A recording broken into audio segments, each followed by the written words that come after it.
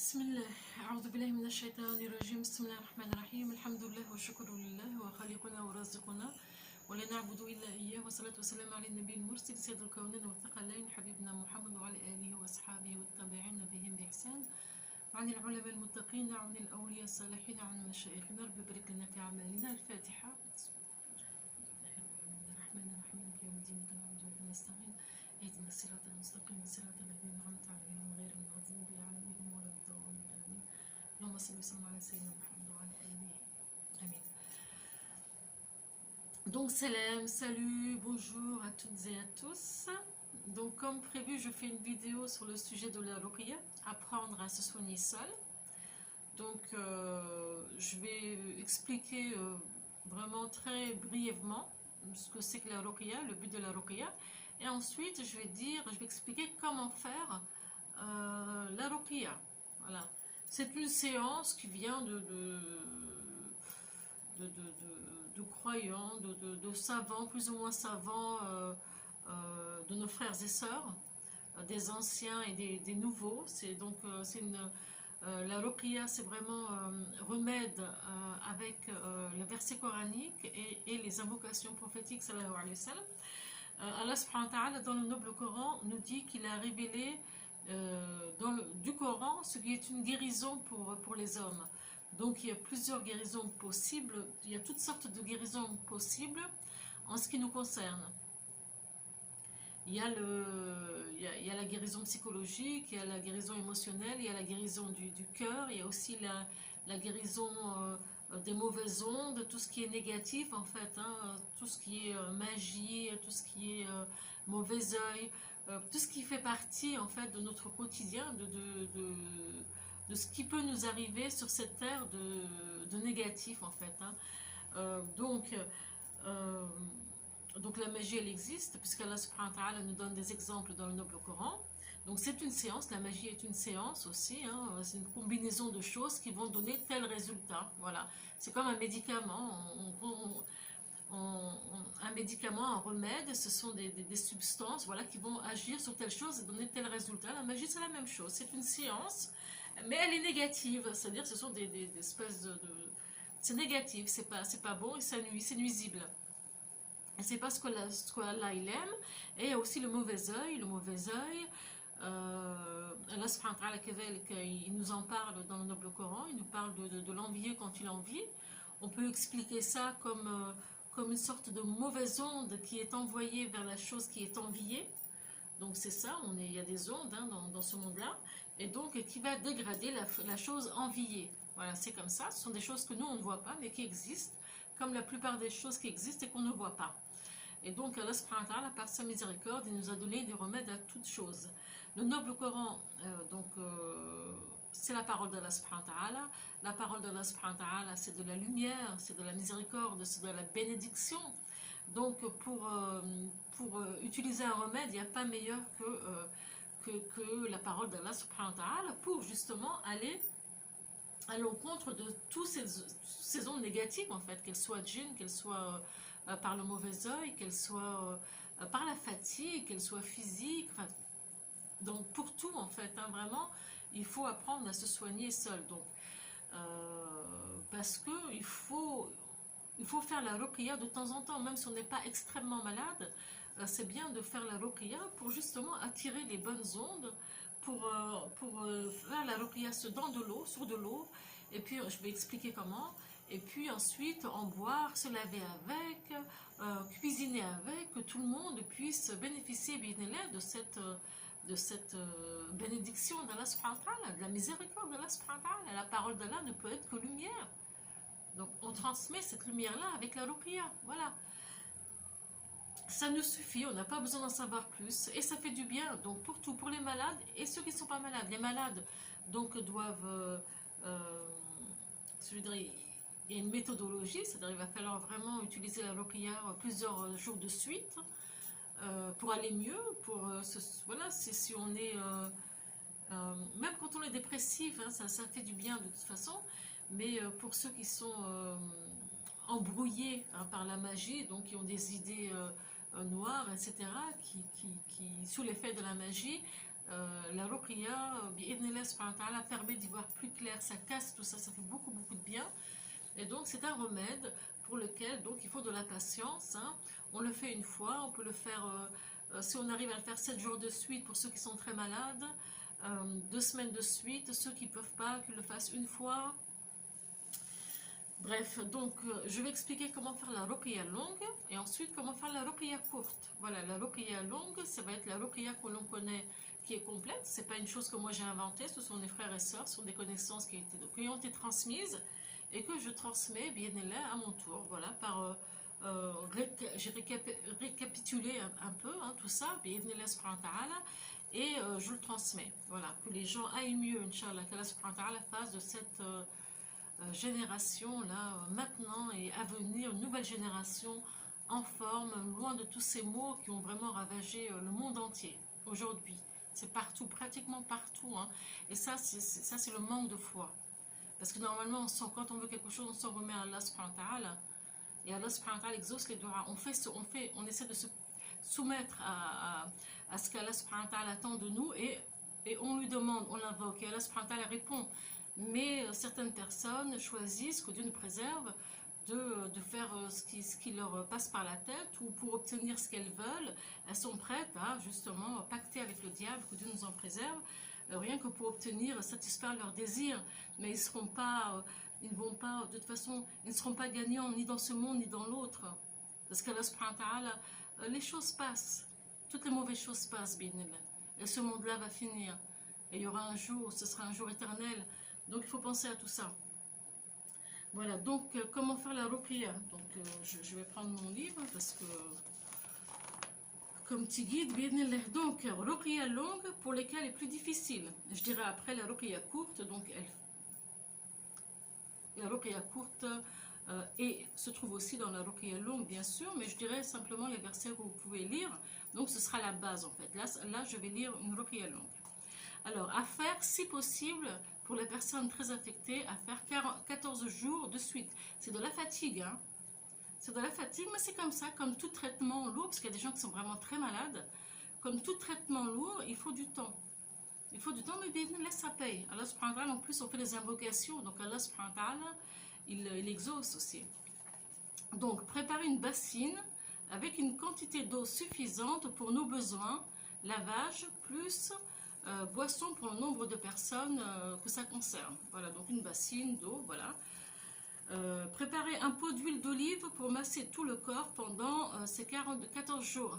L'huile d'olive aussi coranisée, on va aussi s'en servir pour faire des massages, etc. Tout ça c'est bien, l'huile d'olive c'est très bien, surtout avant de se coucher. Et en plus de ça, quand c'est coranisé, c'est encore mieux.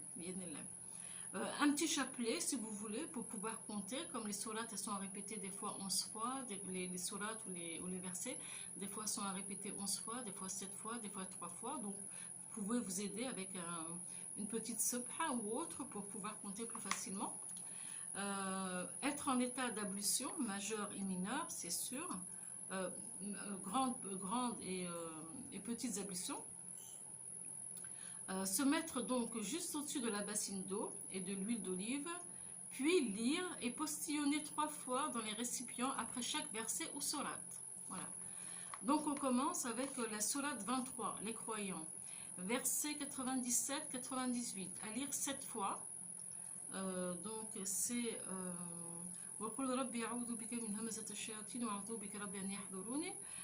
on lit 7 fois et on postillonne et sur l'eau, sur la bassine d'eau, et ensuite sur le pot d'huile d'olive. Voilà. Ensuite, Surat al-Fatiha, on lit 11 fois, et on postillonne pareil sur l'eau, et puis sur le pot. Ensuite, Surat 2, Al-Baqarah, versets de 1 à 3, à lire 2 fois. Dalik al-Kitab ou al-Raib, donc verset 1 jusqu'à 3, et on postillonne. Ensuite, encore Surat al-Baqarah, verset 102, à lire 7 fois. C'est lire 7 fois et on postillonne.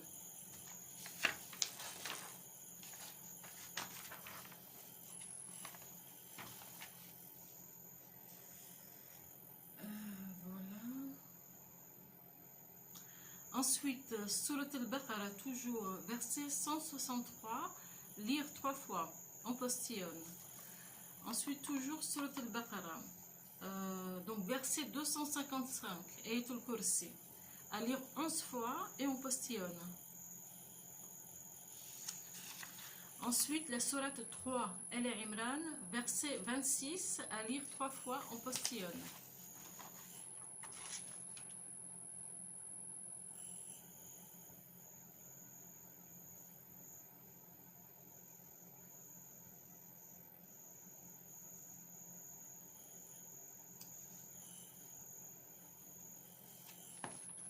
Voilà.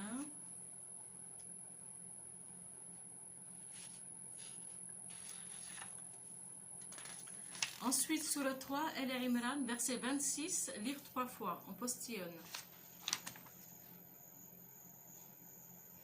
Ensuite, Surat 7, verset 54, et on postillonne.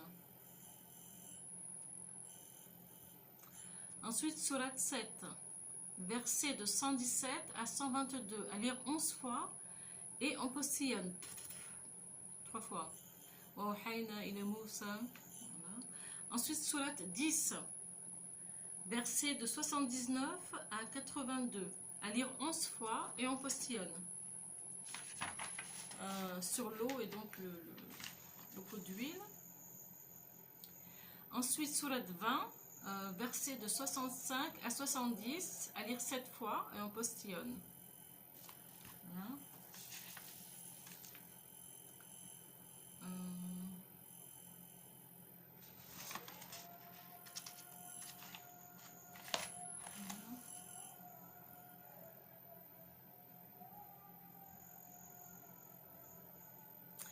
Surat 56, verset 56, à lire 7 fois, on postillonne. Surat 37, verset de 1 à 7, lire 7 fois, on postillonne.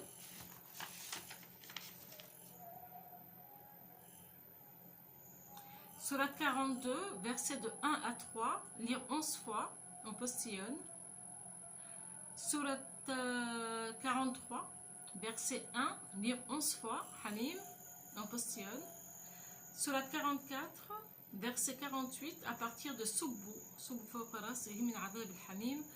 à lire 11 fois, on postillonne.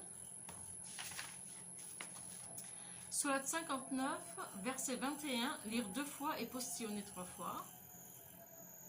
Surat 72, verset de 1 à 8, lire 7 fois, puis on postillonne.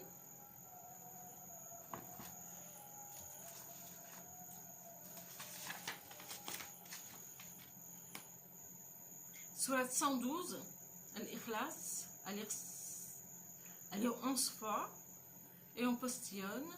Ensuite, Surat 113, Al-Falaq, à lire 11 fois, on postillonne.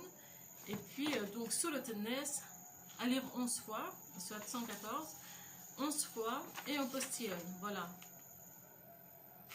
Donc ça, c'est pour les versets du Coran. Il y a les invocations prophétiques, donc je vais en lire 3. Je vais en lire 3. Et pour ceux qui en veulent davantage, parce qu'il y en a davantage, et plus on en fait, mieux ce sera de toute façon. Si vous en voulez plus, vous pourrez faire une recherche sur internet. Tout y est, vous tapez Ruqya en français, vous aurez normalement même la Ruqya, je pense qu'elle y est aussi. Alors, donc pour les invocations prophétiques, sallallahu alayhi wa sallam, on commence à lire 7 fois, on dit Bismillah, à lire 7 fois. As'alullahu al-azim, Rabb al-arsh al-azim, an yashfiyani, ou yashfiyaki, ou yashfiyana. Donc à lire 7 fois, et puis on postillonne 3 fois sur l'eau, et sur la bassine d'eau, et sur l'huile d'olive. Le deuxième dua, donc c'est, on dit Bismillah, Bismillah, Bismillah, donc 3 fois. A'oudhu billahi wa qudratihi min sharri ma ajidu wa uhadhiru. À lire 7 fois.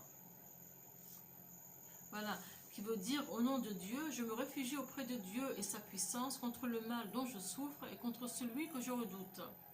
Un beau dua.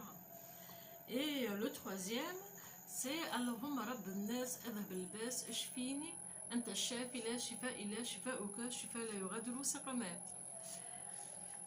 En interprétation qui veut dire Oups. Ô Allah, Seigneur des hommes, élimine la douleur, guéris. C'est toi le guérisseur et nul autre ne guérit à part toi. Fais que la guérison que tu accordes ne laisse aucune trace de mal. Amin Rabbil Alamin. Donc voici pour la ruqya longue. Ruqya courte, en fait, c'est exactement la même chose, sauf qu'on va prendre les versets et les sourates de base. Donc on va lire Surat al-Fatiha 11 fois, on va lire Ayat al-Kursi 11 fois, et on va lire par exemple Surat al-Ikhlas 11 fois, Surat Qul a'udhu bi rabbil falaq 11 fois, Qul a'udhu bi rabbin nas 11 fois. C'est les bases, voilà, avec les invocations en plus. Qu'est-ce que je voudrais rajouter concernant la ruqya? Oui, donc c'est très bien à faire pour tout le monde. Alors il y a des vidéos précédentes dans lesquelles j'ai expliqué ce que c'est que la sorcellerie avalée et comment la décoller par la seule grâce d'Allah subhanahu wa ta'ala. Donc pour ceux qui souffrent de sorcellerie avalée, il faudra faire la ruqya et regarder la vidéo concernant donc la sorcellerie avalée. Voilà, ben, je vous souhaite une bonne guérison, qu'Allah subhanahu wa ta'ala accepte de nous, de vous, de tout le monde. Amin Rabbil Alamin. Et j'espère que chacun fera l'effort de partager avec les autres gratuitement ce qu'Allah subhanahu wa ta'ala lui a donné comme don, comme bien. Voilà, qu'il mette ça au service des gens, qu'il y ait une entraide. Voilà, ce sera une bénédiction pour tout le monde. Allez, à bientôt, Inch'Allah. Salam alaikum. Salam.